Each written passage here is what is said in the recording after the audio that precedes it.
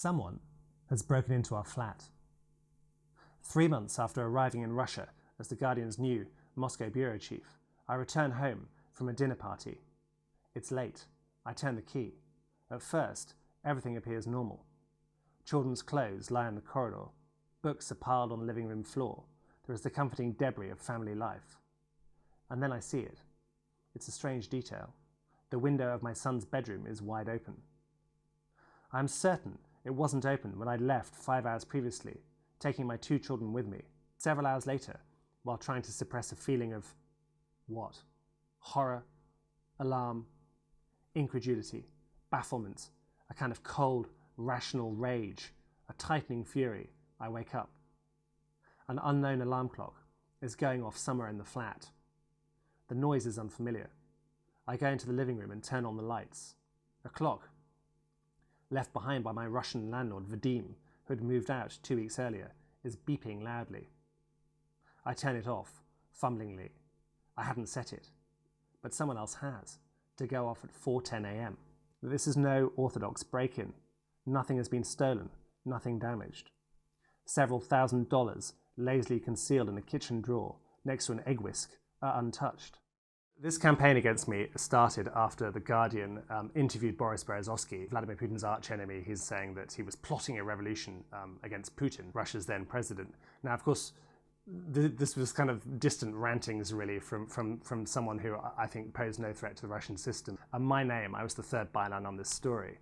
And really, after this story appeared, the sky fell on my head. 4 months after arriving in Moscow as The Guardian's new correspondent there in 2007, I came home one evening, Saturday evening. My wife was away with my 2 kids to discover that something extraordinary had happened to my flat.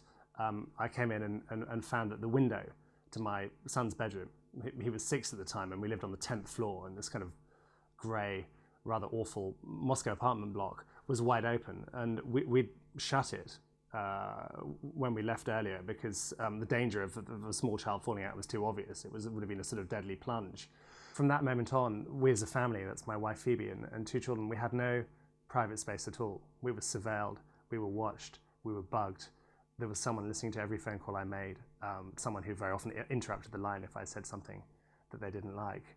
And really it was almost like being plunged into the world of John le Carré. Having my children dragged into this war with the Kremlin was really, it kind of rung all these sorts of primal bells, alarm bells, because obviously as a correspondent perhaps you report from difficult situations, but this was different. This was a targeted psychological campaign against me, and fairly early on we found out, I got a briefing from British diplomats who said this practice, these break-ins, the Americans call them house intrusions, that we know about them, it's the FSB, and they will do this but they won't do this, and they made clear that, you know, my children would not be hurt or kidnapped or anything like that, but at the same time it was clear this campaign was designed to kind of really evoke, if you like, your worst nightmares, that something would happen to your children, that they would fall out a window or meet with some unfortunate accident. The Guardian took the view that by writing about this, obviously as a journalist your first instinct is to get everything out there,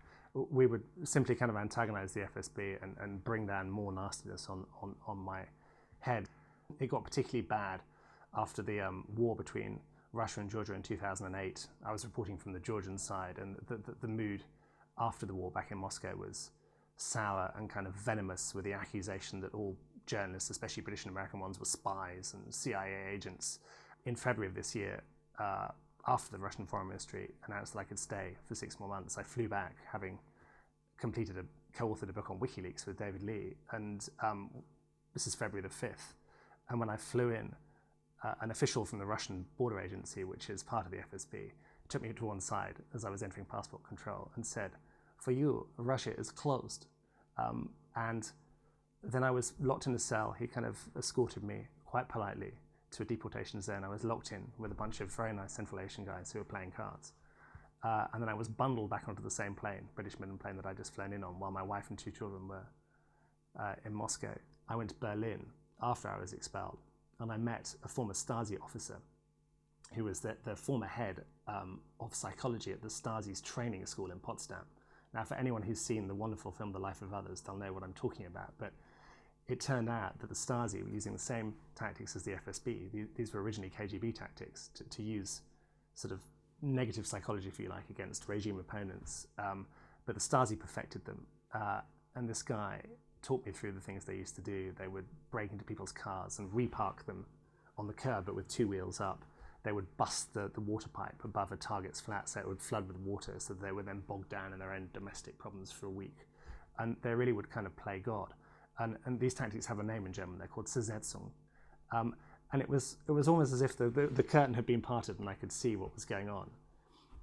And of course, the other thing to bear in mind about Zersetzung and the kind of tactics applied to me is that who was stationed in East Germany in the second half of the 1980s, a young KGB officer who had close links to the Stasi. He was based in Dresden. His name is Vladimir Putin. I think it's important to be honest about the Putin regime, not to sort of say, that we, Britain, we, the Western world, don't have our own problems, that we don't have corruption, that we don't have security services that sometimes do bad things, because of course we do.